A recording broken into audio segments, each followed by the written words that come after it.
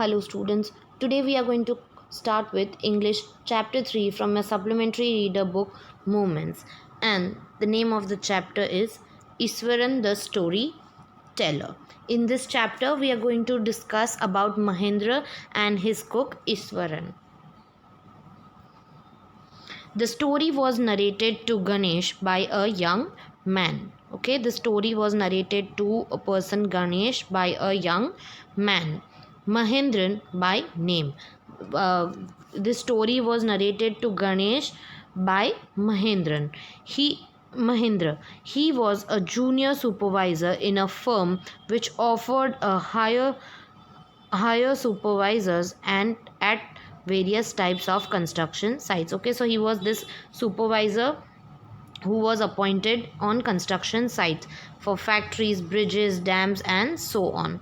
Mahendra's job was to keep an eye on the activities at the site work. Okay, so what was Mahendra's job? To keep a eye on the activities at the site work.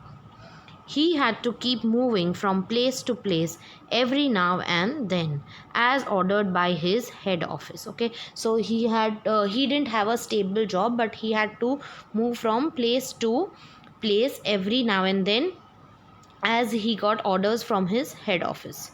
From a coal mining area to a railway bridge construction site. Okay, so if at all he is placed at a coal mining, then he will suddenly be shifted to a railway bridge construction site.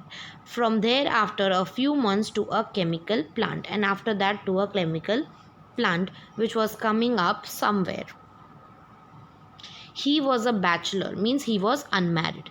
His needs were simple and he was able to adjust himself to all kind of odd conditions, whether it was an ill-equipped circuit house or a makeshift canvas tent in the middle of a stone quarry. Okay, so he was very flexible and he didn't have any fantasies. He can stay in a very nominal with nominal resources. Okay, so but one asset he had was his cook Iswaran. Okay, so he had this one asset. He would let go everything, but this one asset, means this was the only thing he had and he was particular about, that was his cook Iswaran. The cook was quite attached to Mahendra and followed him uncomplainingly wherever he was posted. Okay, and this one would go with him wherever he gets transferred or posted. He cooked for Mahendra, washed his clothes, and chatted away with his master at night. Okay, so this Iswaran's job was to cook for him. He used to wash his clothes, and chatted away means he used to talk with him in the night. He would wave out endless stories and anecdotes on varied subjects. Okay, so he would tell his master various stories and anecdotes. Anecdotes is a short, amusing, or interesting story about a real incident that has happened. Okay, so he would tell him about any subject, not any particular, but anything which comes to him. Iswaran also had an amazing capacity to produce vegetables and cooking ingredients seemingly out of nowhere in the middle of the desolate landscape with no shops visible from miles around. Okay, but he had this amazing quality that he would manage all the cooking eatables and ingredients or whatever vegetables he required without from anywhere around. Even if you take him to a place where it is not easily available. Desolate is feeling or showing loneliness, means a lonely landscape over here with no shops visible around. He would miraculously conjure up the most delicious dishes made with fresh vegetables within an hour of arriving. Okay, so he would somehow manage all the vegetables and everything, and then he would make some delicious food for him within an hour.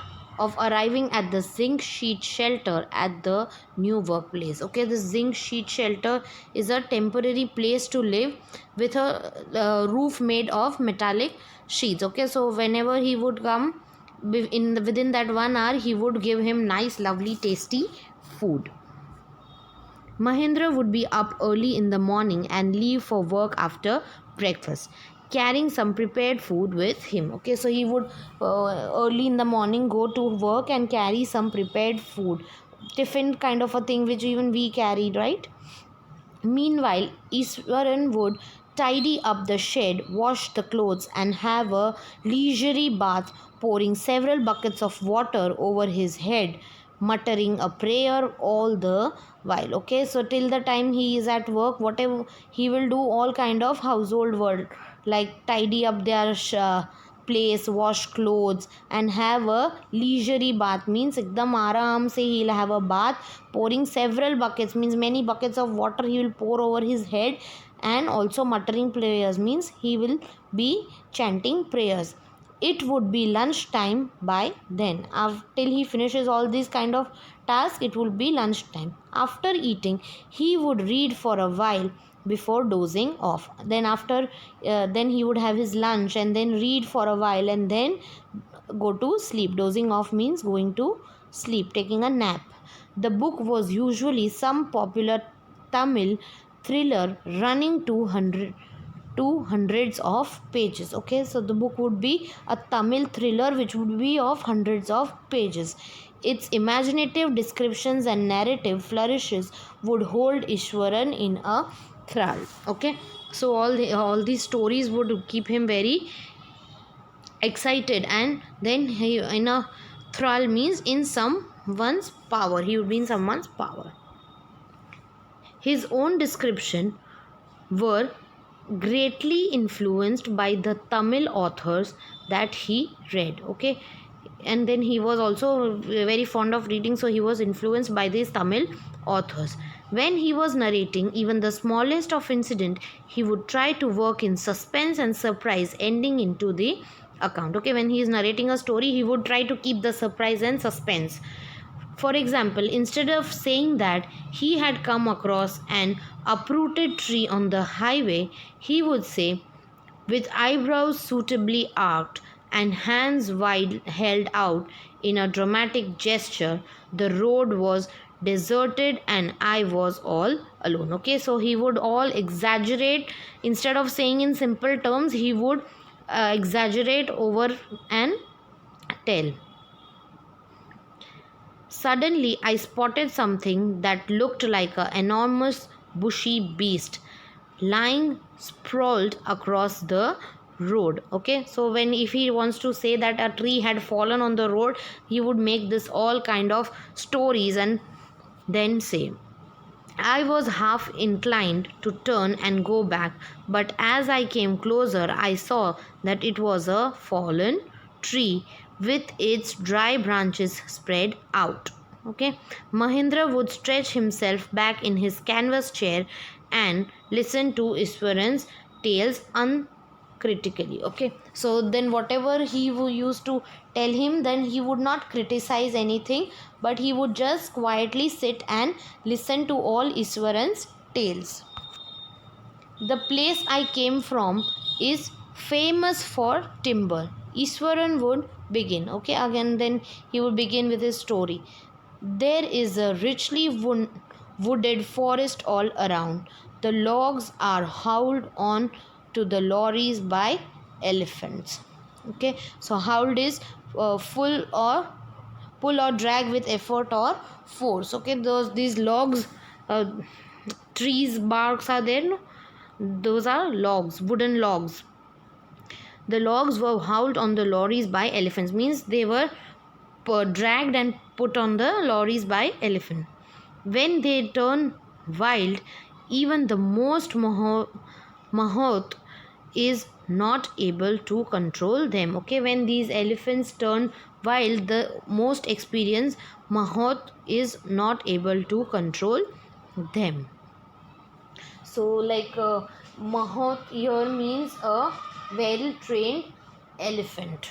Okay, a well-trained elephant keeper. After this prologue, Ishwaran would launch into an elaborate anecdote involving an elephant. After this, he would prologue means a separate introduction section of literary drama or musical work, means again he will go to the story of Ishwaran from this, after this whatever he, and then he would go and he would continue with the elephant story and about describing him and everything. Okay, I'm ending here. So this is the second part of this first part of the story. I hope you all have understood this chapter well. I'll be continuing with the second part in the next video. Thank you.